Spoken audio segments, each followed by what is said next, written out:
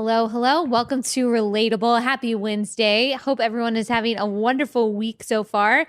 As we do on most Wednesdays, I'm going to give you a rundown of some of the things that are happening in the news and, of course, give you my analysis on them. Sometimes we go through one particular thing that's happening in politics or the news. Like last Wednesday, we talked about the Equality Act, and we spent the entirety of our 30 or so minutes talking about that. Sometimes we run through some major stories, and that's what we're going to do today. We are going to talk about a Supreme Court decision on abortion. We are also going to give a little bit of an update on the presidential election or the primaries that are gearing up and some of the back and forth between Donald Trump and Joe Biden. We're also going to talk about, if we have time, this crazy BuzzFeed story about Ben Shapiro and a guy who supposedly was radicalized by Ben Shapiro into becoming a Nazi, which is absolutely crazy. We'll see what we have time for. Sometimes some of these stories kind of run a little long with my commentary and I don't get to everything, but we're going to try to get to all of that today. So let's start with what I think is the most important story, and that is a story on abortion. Now, we've been talking about that a lot recently because of specifically the Georgia legislation, which banned abortion after 6 weeks. It's called a fetal heartbeat bill. That's typically when you can find a baby's heartbeat is at right about 6 weeks, and it made an exception for rape and incest up to 20 weeks, and then, of course, an exception for the life of the mother. The Alabama law, however, the Alabama bill that was signed into law by a female governor, by the way, it banned abortion, period. So there were no exceptions for rape and incest. The only exception that was made was for the life of the mother. Now, there's been a lot of misinformation surrounding these two pieces of legislation to protect unborn children from the pro-choice side. You've heard that women are going to be prosecuted. You've heard that women are going to, they're going to have to be investigated if they have a miscarriage, and if they ended up, if it wasn't a miscarriage, if it was actually they took an abortive pill illegally or something like that, that they're going to spend their lives in jail. Well, none of that is true. Nothing in these bills, and you can Google, read Alabama bill or read Georgia bill, and you might have to actually dig a little bit deeper to read the actual text of the bill. You'll see that nothing is included about prosecution of the woman. There is, in no case that I know of, is a woman ever going to be prosecuted for aborting her child. Now, there are pro-lifers who disagree with that. There are pro-lifers actually who disagree and who think that a woman should be held liable for killing her unborn child. But in these pieces of legislation, that is not the case. The person who performs the abortion illegally will be held accountable and could spend a long time in jail, but the women will not be prosecuted.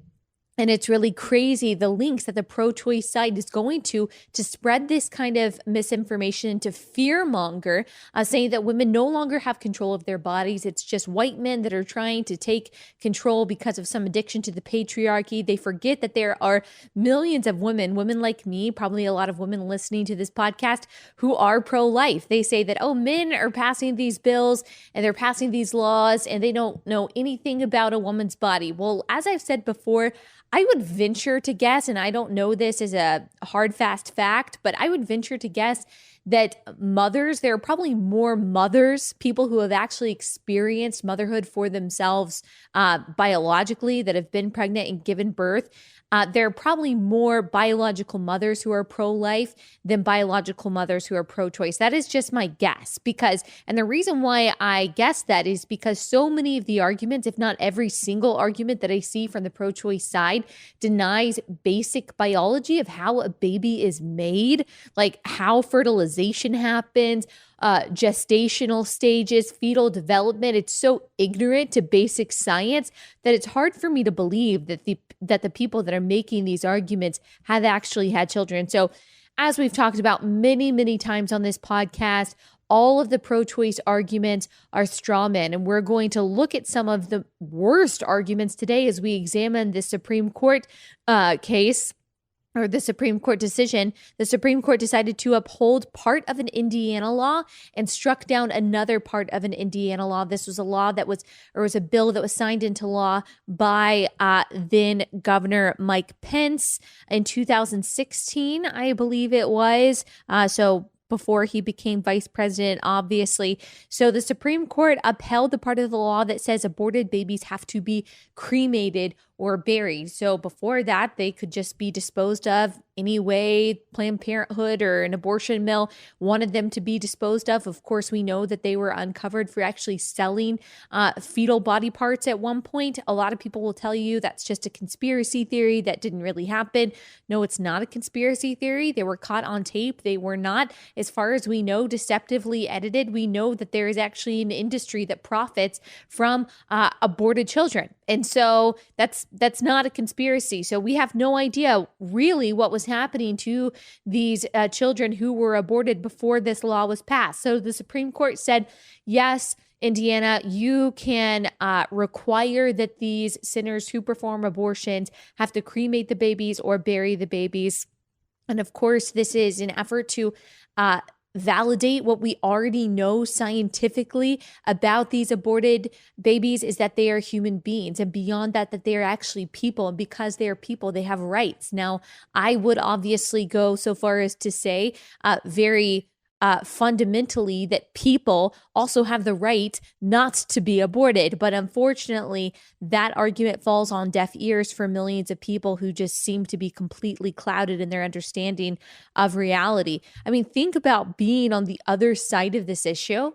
Think about being on the other side of this, who is arguing that no, that babies shouldn't be buried or cremated. Why? Why do you care? There are legitimately people saying that this law that requires, I keep saying unborn, but it's really aborted babies to be buried or cremated. There are legitimately people saying that this takes away some kind of rights, that this is too coercive, that this is too burdensome on abortion centers. I just don't understand that. That's when you see that this is no longer about being pro-choice, that this is about being pro-abortion, that this is really dark and demonic stuff. Can you imagine arguing that no, an aborted child, you can actually see pictures of aborted children if you just want your heart to break. You can actually see pictures of them online. No, they shouldn't be buried or they shouldn't be cremated. No, they should just be disposed of. No, they should just be sold, or they should just be whatever. They should just be discarded like trash. Imagine making that argument and thinking that you're making a moral argument. I mean, how demonic and how callous do you have to be to think that you are on the right side of history by advocating for that? Because again, you're not talking about a woman's choice at that point. Like, the child is out of the woman's body. This has nothing to do with abortion, really, has nothing to do with a woman anymore. This has to do with how you see aborted babies. And if you read about this story on CNN or any kind of left-wing source, they're going to call it fetal tissue. They'll call it fetal tissue or fetal parts. It's not just tissue. That is an effort to dehumanize what we know is human. If it wasn't human, it wouldn't be called an abortion. I cannot imagine being on the other side of this and thinking that I am right, and thinking that in the freest and the most prosperous country in the world, that we have to tell our women that the best option for them is to kill their child. I can't imagine that. And of course, that goes beyond this issue of cremating or burying the aborted child. But again, this entire mindset of the pro-choice side is so baffling to me. Now, this is the even sadder part, that I would say that any of this had to go to the Supreme Court is sad, but here's the even sadder part, that the Supreme Court actually struck down the part of the Indiana law that says you cannot perform an abortion that is chosen based on race, sex, or disability. So basically saying what the left says all the time about discrimination outside of the womb is that you can't discriminate against people based on their immutable characteristics. You can't do that. But here they're saying when it comes to abortion, you are totally able to do that. And unfortunately, the Supreme Court upheld that they cannot They cannot prohibit abortion centers from allowing or performing abortions where a mother is doing so based on the race of her child, which of course you would already know the race based on your own race and the race of the father, but the race of the child, the sex of the child, or the disability of the child. And again, think about being on the other side of this and trying to make a coherent and even a moral argument for this, that you should be able to do this. Think about making the argument that you should be able to kill your child because your child is a girl and you don't want a girl, you wanted a son. Think about that. Think about making the argument that you should be able to abort your child because your child has Down syndrome. What if one day we have technology that shows that we can tell that our child is going to have autism, or our child isn't going to have the highest IQ in the world, or the child isn't going to be as beautiful or as whatever as you want them to be? That is eugenics. That's exactly what eugenics is. That's exactly how Planned Parenthood got started. That is exactly how every evil humanitarian tragedy has perpetuated or has gone on throughout the world, is by dehumanizing one group, by calling them no longer valuable because of some kind of perceived deficiency.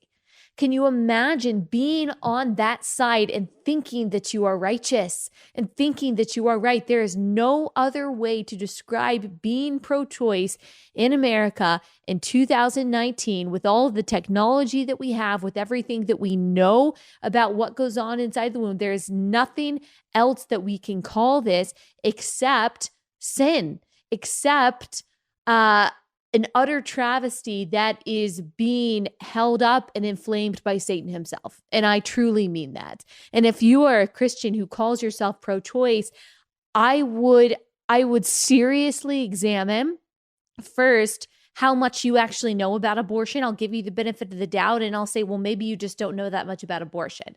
Maybe you don't understand what it is. But if you know that and you're still okay with it, you're still okay with giving someone the choice to do that, then I would seriously ask you to examine where you are in your faith.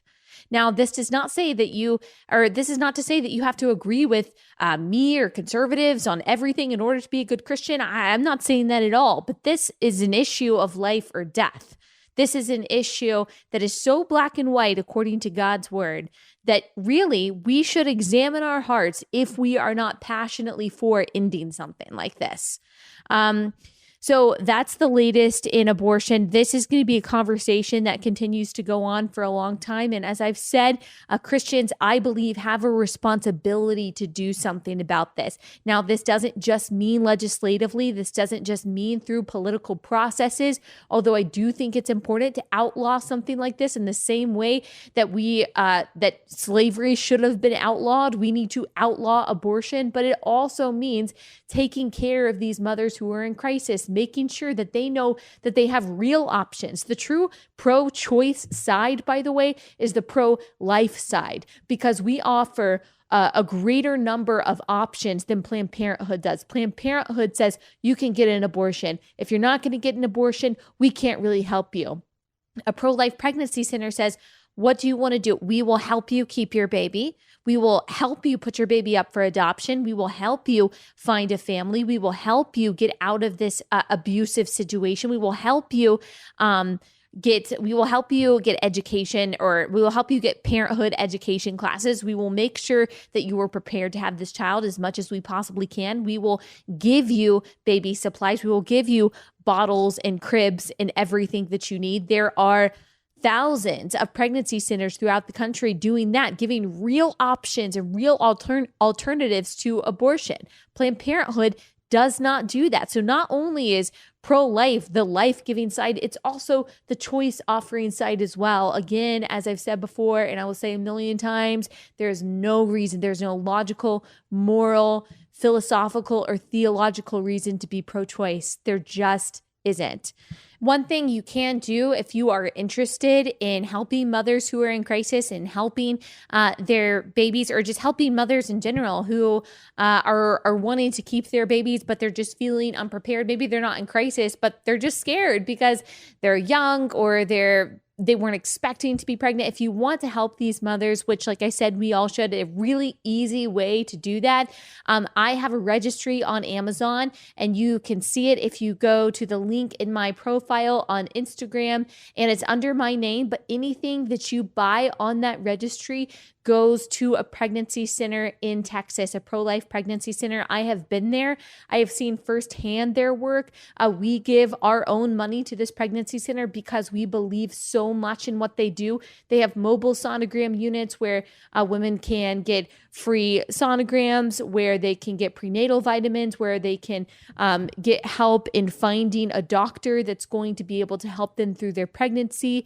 They are amazing, and they do incredible work, and they're also sharing the gospel when they have the opportunity with these women and offering real wisdom and, like I said, real options. So really easy way to do that. You can go to my profile, go to my Amazon registry. You can buy prenatal vitamins that are, $7. You can buy a crib, which is maybe $150, or you can just donate money. But none of this stuff goes to me. The only benefit that I get from it is knowing that there are so many generous people out there who want to help these mothers. So that is a really easy way that you can help, and you could do that right now if you wanted to. Okay, so moving on from the abortion topic, let us talk about what's going on in the presidential election. If you didn't know that's happening, there are exactly 1,732 Democrats that are running for the Democrat nomination for president. So I think that's the exact number the last time I looked. But the person that is leading in the polls is none other than former Vice President Joe Biden. Now, here's an interesting thing about Joe Biden is that he hasn't actually had a public appearance in a while. He's just done some small things, some high dollar donor meetings and things like that, but he hasn't actually done a rally in a while.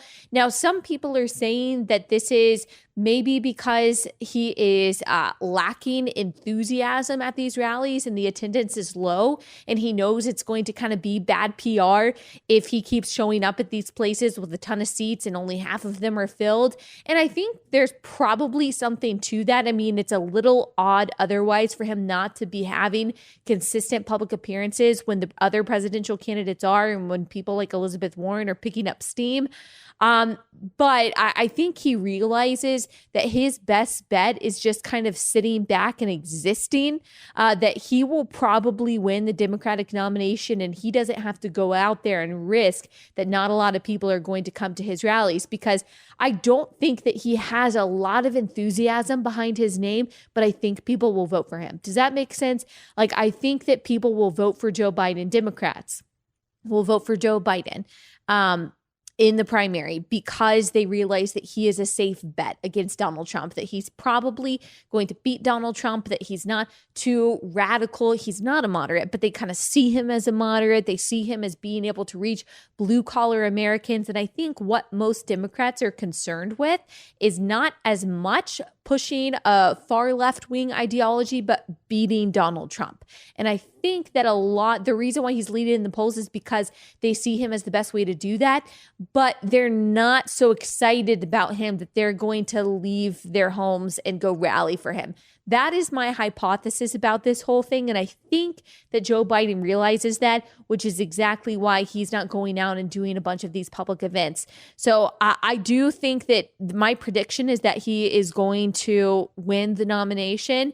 Who actually knows? I think that there are a lot of people on the far left, on the socialist left, who would not be happy about that, who don't think that he is radical enough. He's not far left enough. I think that there are a lot of millennials who probably aren't excited about that. I mean, he has been in politics for twice my lifetime. Maybe not. No, that's a little much. Well, probably almost twice my lifetime.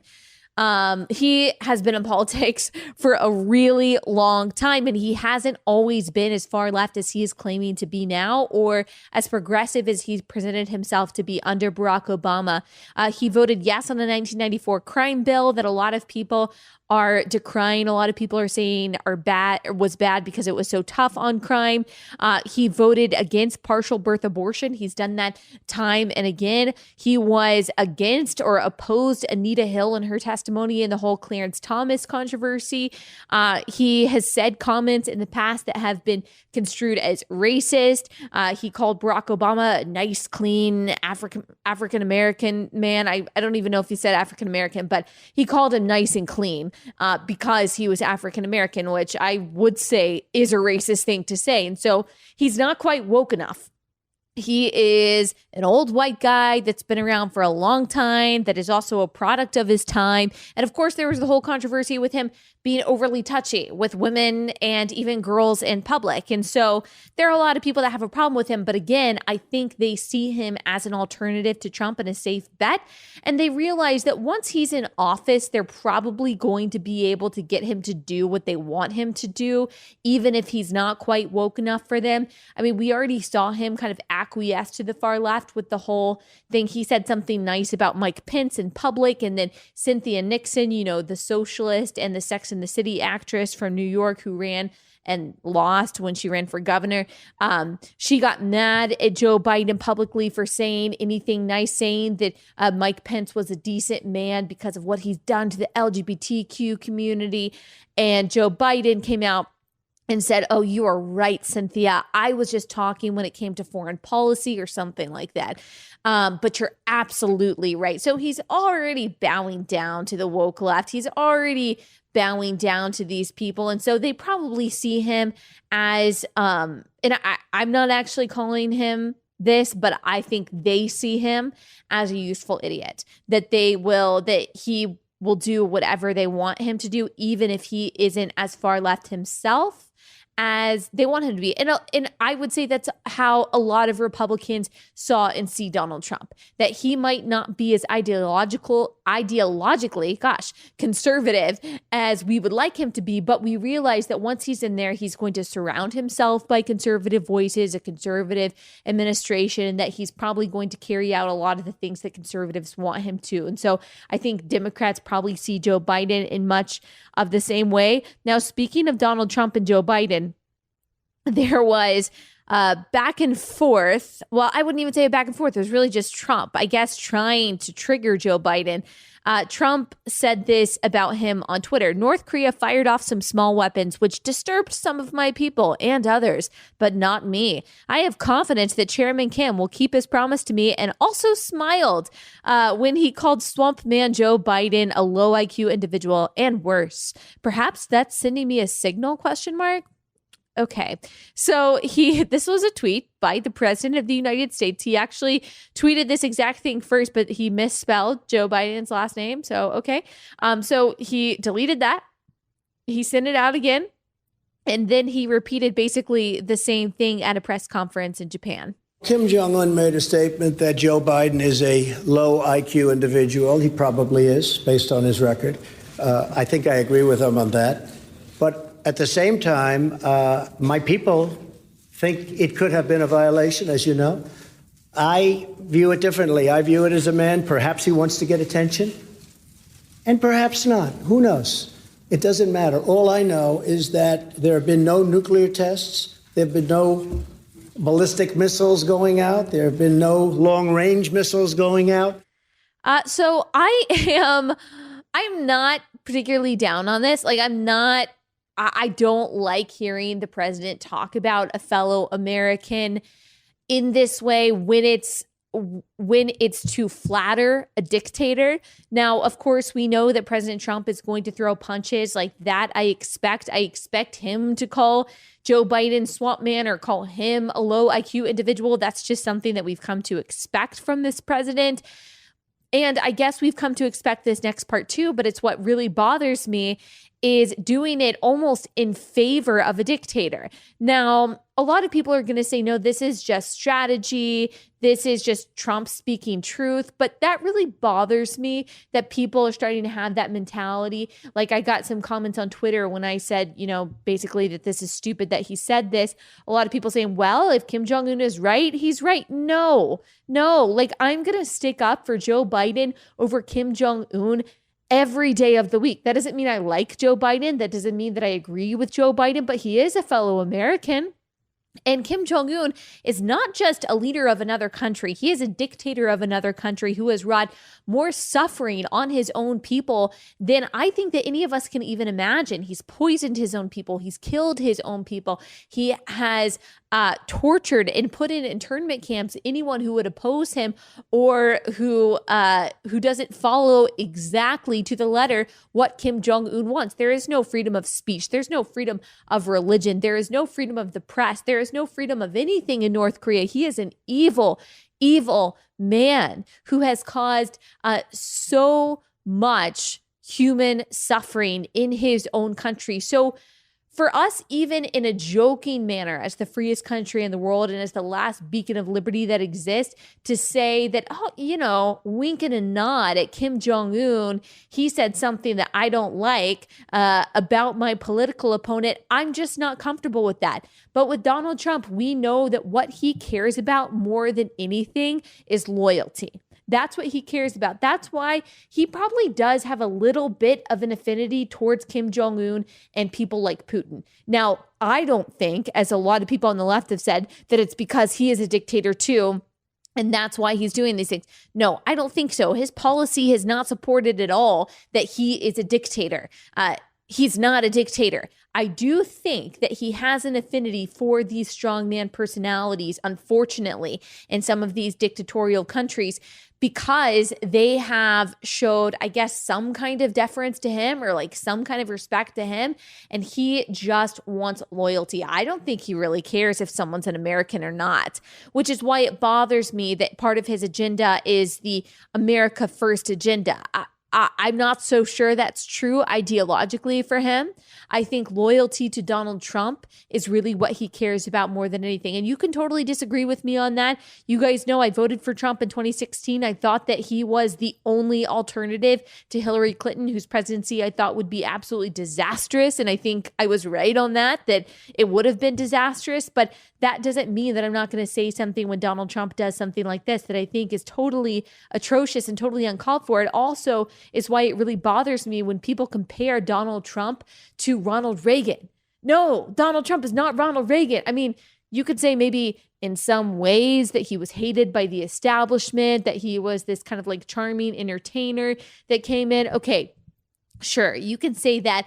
But Ronald Reagan, the man, Ronald Reagan, the person of integrity and character and charisma and even just his articulateness, if that's a word, that man and Donald Trump really have nothing in common. They really don't. And so I don't appreciate that comparison. You can love Donald Trump, and there are a lot of good things that Donald Trump has done. I just don't think that's a very accurate or fair comparison to Ronald Reagan, just because they're a little bit different. I just don't see Ronald Reagan putting or winking at a dictator just because that dictator said something that he didn't like or said something that he liked about one of his opponents. In fact, I think Ronald Reagan would have chastised the dictator and said, hang on just a second, you can't say that about one of my fellow Americans. And it would have been awesome and such a change and such a breath of fresh air to see President Trump do something like that. But I just am not sure that is within his character. Now, a lot of people are talking about impeaching Donald Trump right now. We had Rashida Tlaib recently on a show say that we're moving towards impeachment. There's been a lot of back and forth on this. I personally don't think it's going to happen because Democrats aren't united. Not only are they not united on whether or not they're going to do this, but they're also not united on why they're going to do this. So we get a lot of different reasons. We know that Mueller's report in the Russian collusion investigation really showed up with nothing. Now they're trying to spin this narrative that, oh no, it did show up with something and we can actually prove obstruction of justice, even though they were betting fully and depending on Mueller to come up with what they wanted. Mueller didn't come up with what they wanted. And so now they're saying, no, there's still reason. There's still obstruction of justice here. We're going to impeach him. But some people don't agree with that. Some people are saying, oh, no, it has to do with his financial dealings. The New Yorker had a piece on their site that said, no, we need to impeach him for bigotry. And then you have this whole thing with arms sales to Saudi Arabia where he bypassed Congress, which, by the way, I don't agree with. But now there are some Democrats saying that, oh, well, we need to impeach him because of that. So there are a lot of different reasons, which makes it seem like they're just grasping for straws. If they were united behind one message and one why for why he should be impeached, then it might be a little bit more convincing. But the majority of the American public, I think it's like something like 56%, is not in favor of impeachment proceedings. And that includes people who don't like Donald Trump. They just don't think that it's going to be worth it. So Democrats, I think, are not playing this probably as well as they could, especially for a side that's typically pretty almost creepily united on their message. They seem to be very fragmented. And that's because they don't have a leader right now, because Nancy Pelosi has completely bowed down and acquiesced to the far left freshmen in her party, particularly in the House. And she just doesn't make decisions. She said that she didn't want impeachment. Now she's saying, okay, maybe so. They're just oscillating so much on this that it's really hard to see how they're going to be able to go through with it. So we'll keep our eye on that. Okay, one final story that doesn't have anything to do with that, but it's just crazy and something that we've talked about in the past. So BuzzFeed reported a story about a guy who vandalized a synagogue with swastikas, just an idiotic boy.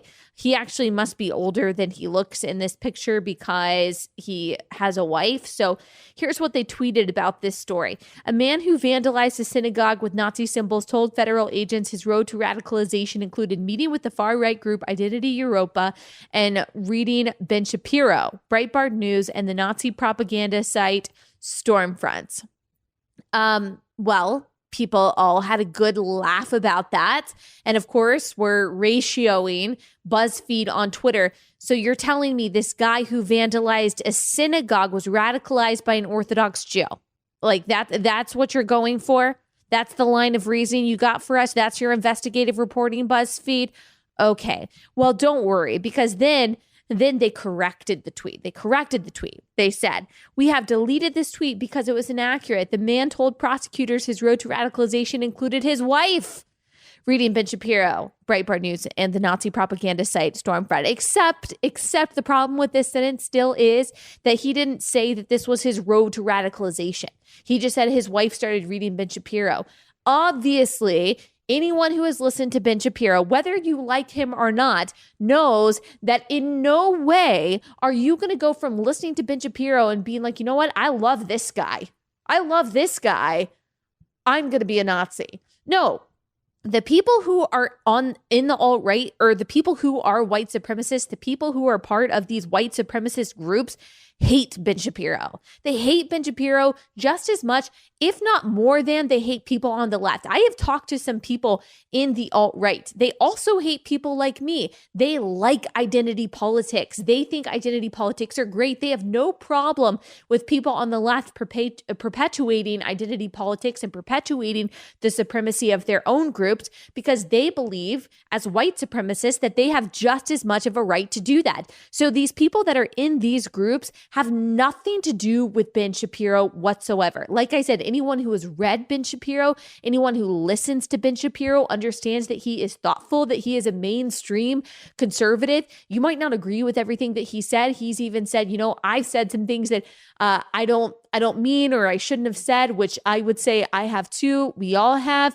But to say that someone is radicalized to be a Nazi, of all things, a Nazi, not even just, I don't know, something else, but a Nazi by a radicalized Jew, it is insane. But this is purposeful. This is purposeful by the media. And before I even give my commentary, let me read this tweet, which I think sums it up very well. David Rayaboy, I'm not totally sure how to pronounce it. He's a national security expert.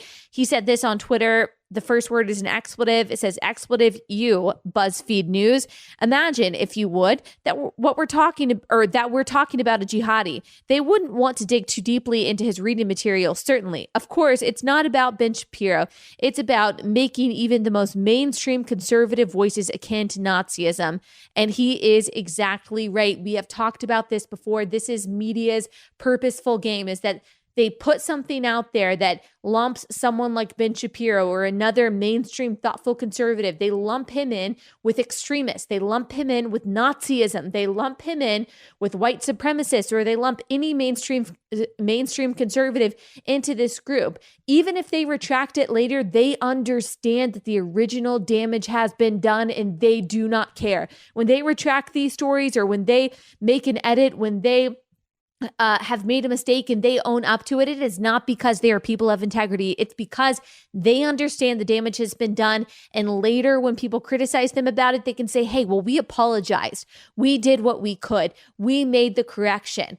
But in reality, they are very proud of the mistake that they deliberately made, because they know the impression that it put on people. And this is their strategy, to drum up as much outrage and as much fear about mainstream conservatism as they possibly can by lumping them in with Nazis, so that more and more people who don't know better start associating Ben Shapiro and start associating mainstream conservatives with extremism. So that especially kids will be like, well, I don't want to be a conservative because I'm not a racist. I don't want to be a conservative because I'm not a radical. I'm not an extremist. I don't want to be lumped in with a Nazi. I'm not going to listen to Ben Shapiro because I don't want to be known as a Nazi. That's what they're doing. They're trying to scare people away from people like him. And they would not be doing this if Ben Shapiro didn't have an incredible impact. They know how popular his podcast is. They know how popular his content is. They know that he's having an impact. They know that he's changing people's minds about these things. And they want to scare people away from him so they can say, you know what, I don't want to be a bigot.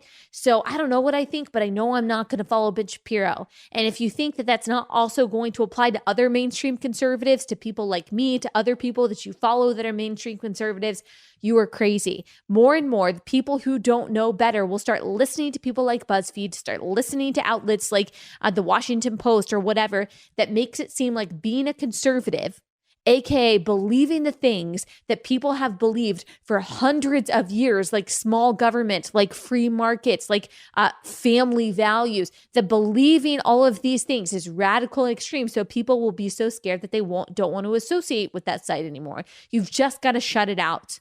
And you've got to realize that these people that are perpetuating misinformation are doing so from a place of evil. They're doing so from a place of deceit. And the onus is on you to be able to separate the truth from a lie. You have to be able to do your own research, to dig into these headlines and to ask yourself, what is really true? And you can't let yourself be affected by these narratives that are orchestrated by people who hate conservatism and hate things that are true. So that is my recommendation to you. It drives me crazy. It drives me crazy. But I thank God that there are people out there like you that are smarter than all of this and hopefully are not duped by headlines. Okay, that's all we have time for today. We will be back here on Friday, and I will see you then.